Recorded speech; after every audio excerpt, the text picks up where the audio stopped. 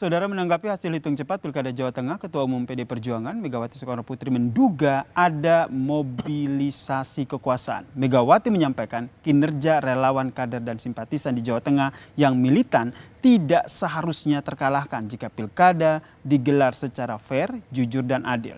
Megawati melihat ada mobilisasi dari kekuasaan. Saudara-saudara sekalian, saya mengenal Jawa Tengah dengan baik. Saya terpilih sebagai anggota DPR RI 3 kali. Jawa Tengah bukan hanya kandang banteng, namun menjadi tempat persemaian gagasan nasionalisme dan patriotisme. Saya melihat energi pergerakan rakyat, simpatisan, dan kader yang militan, dan seharusnya tidak akan terkalahkan jika pilkada dilakukan secara fair, jujur, dan berkeadilan. Namun, dalam situasi ketika segala sesuatu bisa dimobilisasi oleh kekuasaan. Ada mobilisasi dari kekuasaan ini yang disampaikan oleh Ketum PDIP, Megawati Soekarnoputri. Tanggapannya, Mas Adit?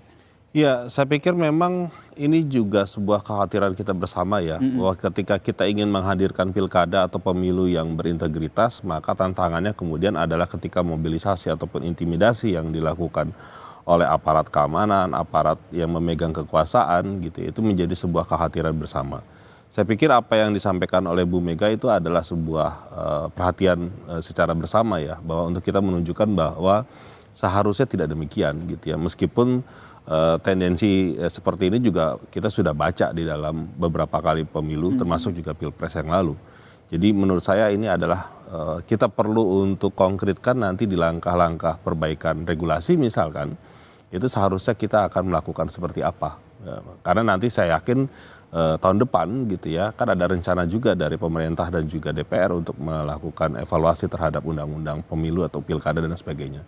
Jadi ini rentetan yang peristiwa yang saya pikir semua pihak seharusnya juga sudah mulai memikirkan lebih jauh gitu ya, bagaimana desain kepemiluan kita itu agar kemudian jauh lebih adil, lebih jujur gitu ya, dan berintegritas, dan itu adil buat siapapun gitu. Ini yang jadi harapan kita bersama ya, ke depannya ini pemilu akan jadi jujur, adil, dan mendapatkan hasil yang fair begitu ya. Betul. Bagi kita semua ya. Betul. Dan terima kasih Mas Adit, Direktur Eksekutif Mas Algoritma. Mas Aditya Perdana telah berbagi perspektifnya terkait dengan pilkada yang berlangsung di sejumlah wilayah di Indonesia. Sekali lagi kita ingatkan ya, apa yang tadi kita bahas ini hanya berdasarkan hasil hitung cepat. Kita tentu masih menunggu hasil resmi dari Komisi Pemilihan Umum.